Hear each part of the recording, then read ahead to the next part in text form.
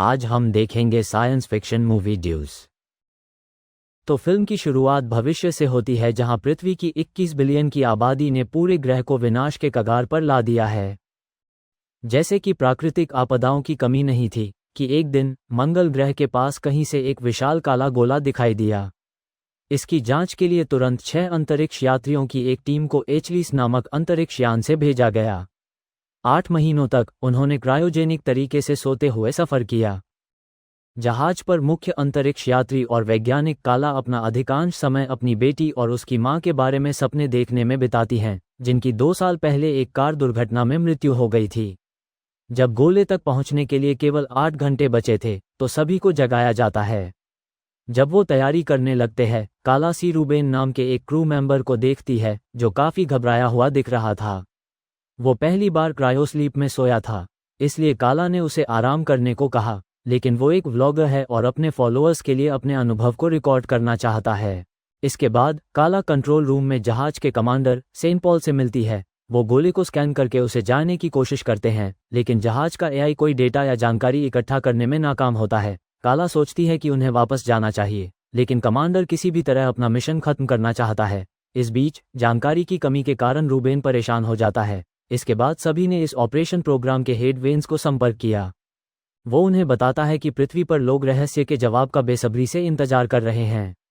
Veins उनसे mission पूरा करने का अनुरोध करते हैं, क्योंकि वो पृथ्वी के लोगों को निराश नहीं कर सकते जो पहले से ही कई परेशानियां झेल रहे हैं। मीटिंग खत्म होने के बाद सभी लोग अपने कमरे में वापस चले जाते हैं। तभी काला को गलियारे में अपनी मां की आवाज सुनाई देने लगती है। वो इधर उधर देखती है, लेकिन उसे वहां कोई नहीं दिखता। रूबेन भी अपने कमरे में कुछ आवाजों से चौंक कर जाग जाता है। जब काला अपने कमरे में पहुंचती है तो वेंस एक वीडियो कॉल करता है। ऐसा लगता है कि वो उसके बारे में चिंतित है, क्योंकि वो बेहद परेशान दिख रही है। जैसे ही काला ने भरोसा दिया कि वो ठीक है, अचानक कॉल कट जाता है। जहाज के एआई ने अनाउंस किया कि ये गोला उसके सिस्टम में गड़बड़ी पैदा कर रहा है।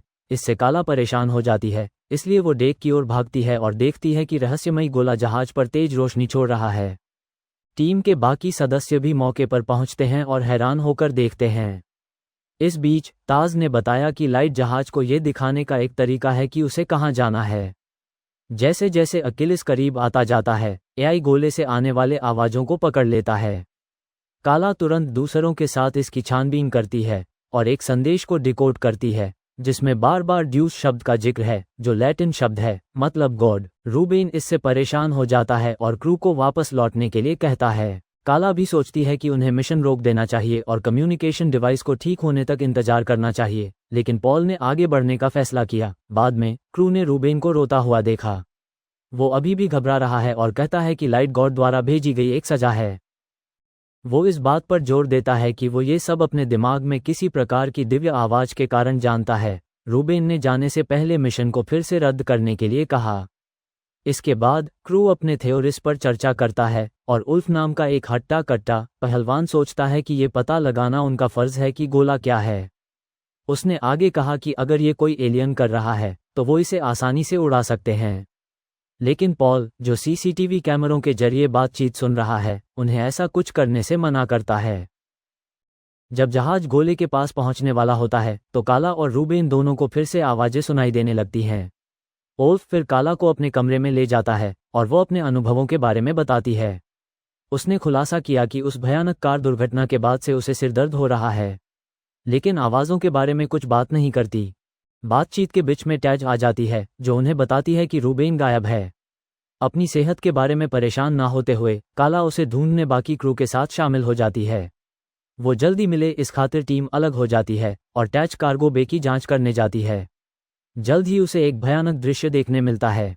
रूबेन कुछ कंटेनरों के पीछे किसी प्रकार का अजीब धार्मिक अनुष्ठान कर रहा है। टैच घबराकर चिल्लाती है, जिससे काला उसकी तरफ दौड़ पड़ती है। जब तक काला वहां पहुंचती है, तेज मर चुकी होती है और उसकी अतड़ियां बाहर निकल रही है। रूबेन फिर काला को बंधक बना लेता है और बिना सोचे समझे बड़बड़ाना शुरू कर देता है। उसका कहना है कि वो मुक्ति से परे हैं और अगर वे गोले पर उतरते हैं तो उस सबको मार दिया जाएगा। वो पॉल पर जानकारी छिपाने का आरोप लगाता है और सुझाव देता है कि उन्हें उससे जहाज का कंट्रोल ले लेना चाहिए। तभी पॉल रूबेन के पीछे आता है और बिना हिचकिचाहट के उसे गोली मार देता है, जिससे उसकी तुरंत मौत हो जाती है।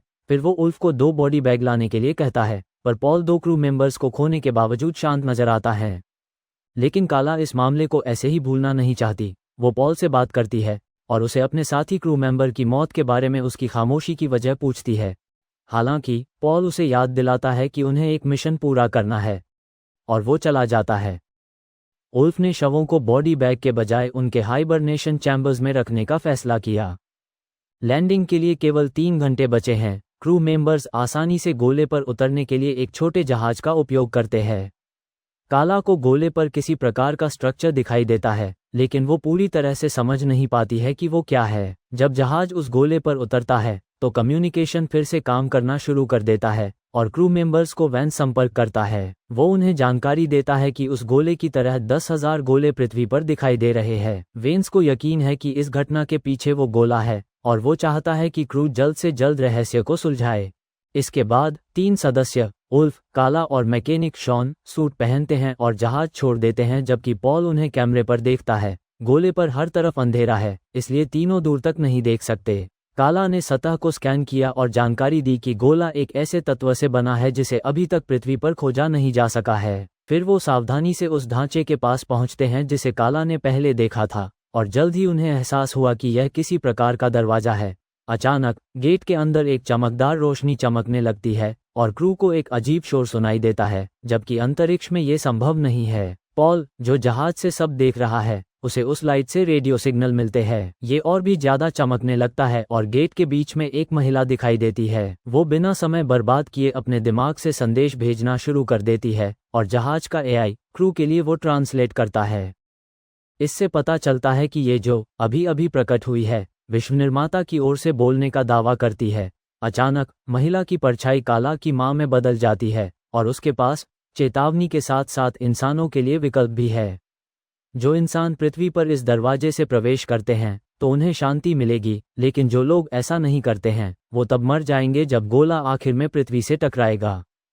इसके अलावा विश्व निर्माता ने काला को ये दिखाने के लिए चुना है कि गेट के दूसरी तरफ क्या इंतजार कर रहा है और उसे बताती है कि कोई गेट के अंदर उसका इंतजार कर रहा है। हैरान काला अपनी मां को देखकर हिप्नोटाइज हो जाती है और रोशनी की ओर चली जाती है।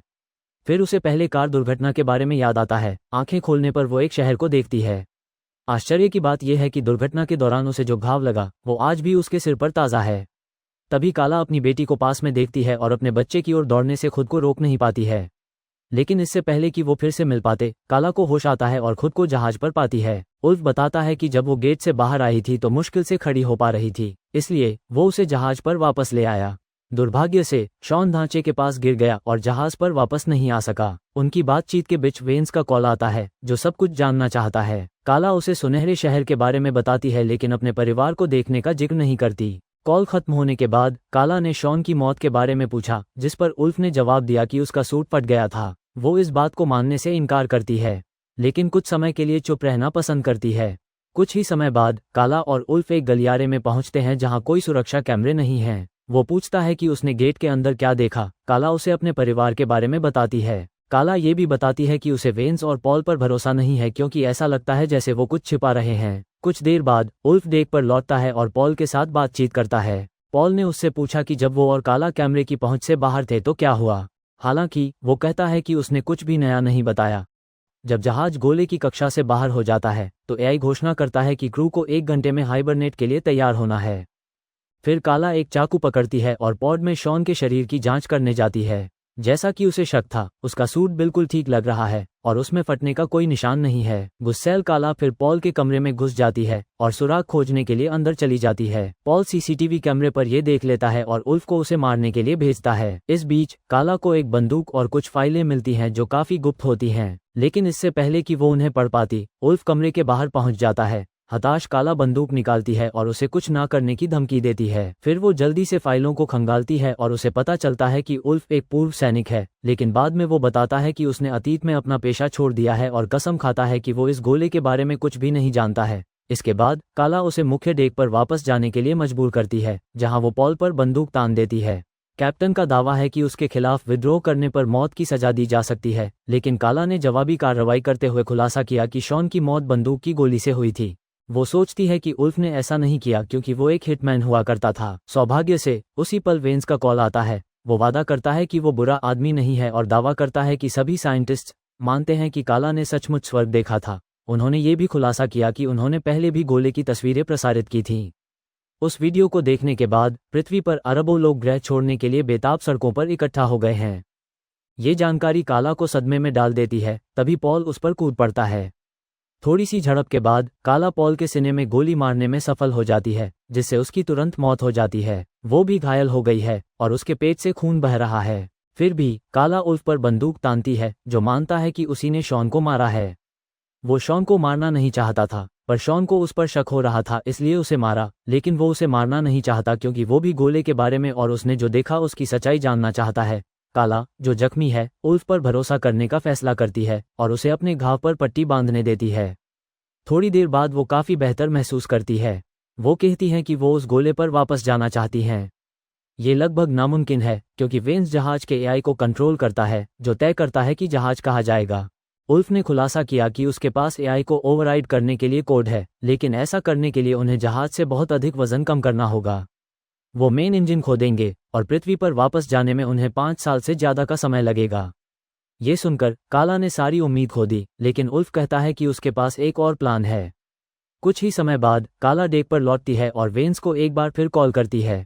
उसे पूरा यकीन है कि ये पूरी बात झूठ है और उससे कहती है कि अगर जरूरत पड़ी तो वो गोले को नष्ट कर देगी। वो वेन्स को पूरी सच्चाई बताने के लिए मजबूर करती है और वेन्स सच बताना शुरू करता है। वो उस धातु को बनाने के बारे में बताता है जिसे काला ने उस गोले पर देखा था। वेन्स ये भी स्वीकार करता है कि उन्होंने ही उस विशेष धातु का उपयोग करके गोले का निर्माण किया था। उसने ये सब करोड़ों लोगों की हत्या करके पृथ्वी को ज़्यादा जनसंख्या से बचाने के लिए किया था। गेट के उस पार कोई भगवान नहीं है और गोला कभी भी पृथ्वी को नष्ट नहीं कर सकता। इसके बजाय लोगों को डराने के लिए ये सब झूठ था, जिससे उन्हें पूरे ग्रह पर दिखाई देने वाले गेट की ओर भागने के लिए उकसाया गया। इन गरीब लोगों ने सोचा कि वो स्वर्ग में जा रहे हैं, लेकिन वो हकीकत में अपनी मौत की ओर चल रहे थे। हालांकि काला को समझ नहीं आ रहा है कि गेट में प्रवेश करने के बाद उसने अपने परिवार को कैसे चोट पहुंचाई। फिर वेन्स ने स्वीकार किया कि उसने उसके एक्सीडेंट के ठीक बाद 2 साल पहले उसके सिर में एक चिप लगाई थी। वो उस कार दुर्घटना की जिम्मेदारी भी लेता है जिसमें उसके परिवार की मौत हो गई थी। काला को इस मिशन के लिए तैयार करना भी उसके प्लान का हिस्सा था। ये सुनकर हैरान काला रोने लगती है और उसे राक्षस कहती है। ठीक उसी समय उल्फ ने उससे संपर्क किया और बताया कि उसने एचलीस के मेन हिस्से पर काबू पा लिया है। वेन्स को अचानक एहसास हुआ कि दोनों गोले को नष्ट करने की योजना बना रहे हैं। वो एआई को जहाज को नष्ट करने के लिए कहता है। जल्द ही अलार्म बजने लगते हैं और एआई घोषणा करता है कि अकिलिस 3 मिनट में फट जाएगा। इससे काला गुस्सा हो जाती है, इसलिए वो गुस्से में होलोग्राम मशीन पर गोली चला देती है, जिससे वेन्स की कॉल समाप्त हो जाती है। फिर वो उल्फ से संपर्क करती है, जो उसे मुख्य जहाज को माल रखने वाली जगह से अलग करने के लिए कोड देता है। हालांकि उल्फ अभी भी उस लिफ्ट में फंसा हुआ है जो कार्गो एरिया को मुख्य जहाज से जोड़ता है। ये इतनी तेजी से नहीं चलती कि वो समय पर जहाज के डेक पर लौट सके। वो काला को उसके बिना जाने के लिए कहता है, जिसे शुरू में उसने मानने से इनकार कर दिया। लेकिन तभी टाइमर बजता है और अकिलिस एक साथ कई जगहों पर विस्फोट करना शुरू कर देता है। काला के पास जहाज को अलग करने के अलावा कोई विकल्प नहीं है और वो घबराकर देखती है क्योंकि अंतरिक्ष यान का बाकी हिस्सा पूरी तरह से नष्ट हो गया है। हालांकि उल्फ ने अचानक उससे संपर्क किया और बताया कि वो आखिरी समय में पार कर गया था। बाद में दोनों ने ड्रिंक के साथ अपने जिंदा रहने का जश्न मनाया और बातचीत की कि उन्हें आगे क्या करना चाहिए। उल्फ बताता है कि उन्होंने अकिलिस का आधा हिस्सा खो दिया है, इसलिए जहाज के कोर का विस्फोट मैन्युअल रूप से करना होगा। काला को एहसास हुआ कि गोले को खत्म करने का कोई अन्य तरीका नहीं है और कहती है कि वो इसे एक साथ करेंगे। हालांकि जब जहाज गोले पर उतरता है तो उल्फ अपने पीछे का दरवाजा बंद कर देता है, जिससे काला अंदर रह जाती है। वो उसे पृथ्वी पर वापस जाने के लिए कहता है ताकि वो सभी को सच्चाई बता सके। काला को एहसास हुआ कि फैसला हो चुका है। उसने उल्फ को अंतिम अलविदा कहा। फिर वो जहाज उड़ाती है और जब वो बहुत दूर चली जाती है तो उल्फ कोर में विस्फोट कर देता है और अंत में गोले को नष्ट कर देता है। और फिर काला पृथ्वी की ओर अपना सफर शुरू कर देती है। उसे पृथ्वी पर पहुंचने में 7 साल लगेंगे। साथ ही फिल्म यहाँ समाप्त हो जाती है। इस तरह के और वीडियो के लिए सब्सक्राइब करें, लाइक करें। देखने के लिए धन्यवाद।